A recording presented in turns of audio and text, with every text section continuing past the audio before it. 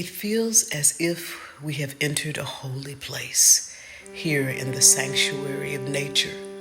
The sage began, and I would like to pray a blessing on our communion. It comes from the great book, and it goes like this. The things in this world that are good and true are the gift of the Father that pierces through. From his throne of love, his seat of light, where no shadow falls and no darkness fights. Through the temporal veil of silver smoke, his gifts bring the light. They lift the yoke. It brightens and shapes every holy, true word. It frames the thing solid and sacred song heard.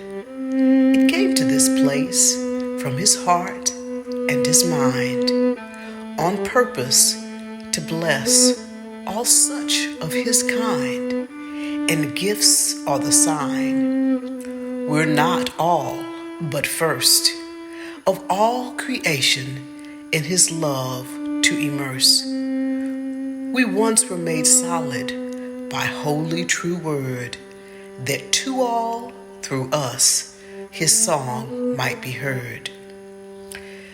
I heard the words from his mouth, but while he spoke, I noticed a sweet noise that mesmerized me. It had the quality of nature and voices and song all at once, and while I searched for the origin or reason of the sound, a vision opened in front of me between the trees of the forest where we stood. While the old sage spoke of the Father with the piercing gifts, I saw, there in the forest, just beyond the first trees, the figure of a man seated on a great boulder, covered in soft and green moss. The only way I can describe his features was that he was strong, good, and wise. I think he had a beard, but I cannot remember. His eyes conveyed peace and knowledge as to render the man infinitely wise and pleasantly interesting.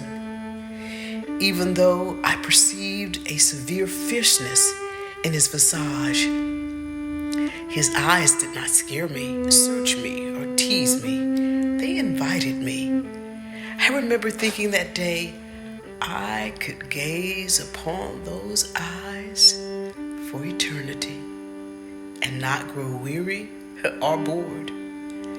Besides the boulder on which he sat, I saw an open trunk that seemed to be filled with a strange light that not only seemed to illuminate things, it also penetrated the objects on which it fell and gave everything a glowing quality.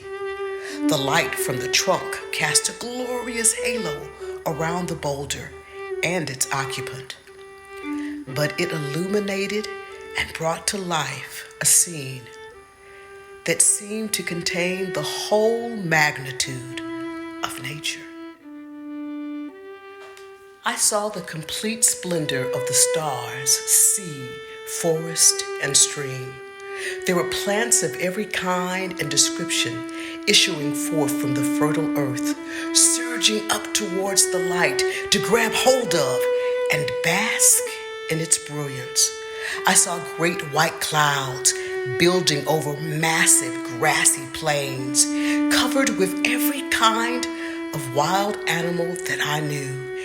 Elephants traverse regally in single file amongst massive herds of buffaloes and zebras. For every creature that I knew, there was a multitude of others I had never seen.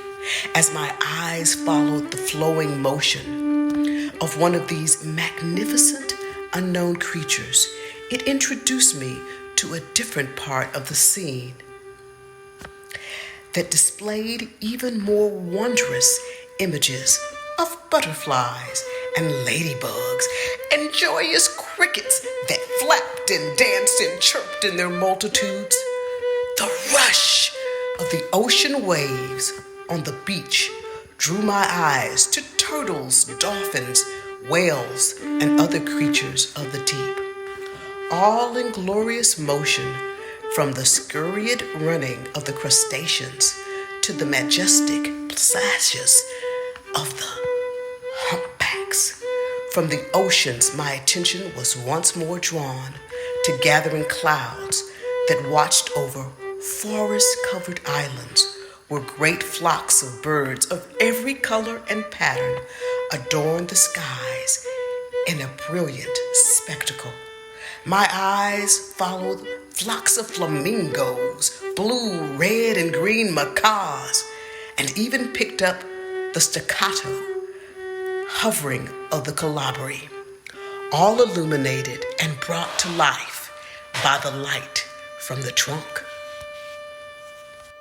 Wherever my gaze lingered, it revealed a richness of detail that stirred a whirl of emotions somewhere between my chest and my bowels.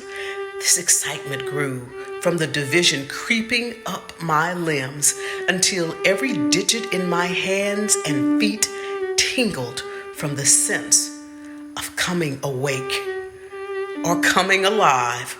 When the whirling sensation reached my head, a burst of freshness and newness erupted over my senses. I experienced everything that was revealed to me in this magnificent vision in a deeper, richer, and more vibrant fashion than before. All the colors seemed to grow new shades and hues unlike I've ever seen. The motion of birds, butterflies, and beasts became more elegant and grander. The life I witnessed in that vision became more abundant and alive than I've noticed before. The most splendid vista or busiest congregation of crawling creatures became gray, slow and clumsy in comparison to what my eyes beheld. As my attention wandered through the magnificent scene, the sweet noise I heard previously became even more significant, as I recognized it as the accompanying sound of the whole splendid diorama. The magnitude of the image filled me with an awe that drew me back to the man with the inviting face. As I laid my eyes once more upon his, they ministered to something within me, satisfying my every desire. It obliterated my hunger to understand, and for the first time since I could remember, I felt fully at peace. I just enjoyed what was revealed to me as a gift and a privilege, and not as an assignment to understand or to master. This glorious vision that I beheld that day birthed something in me that, even though I could not understand it, I knew it could not die.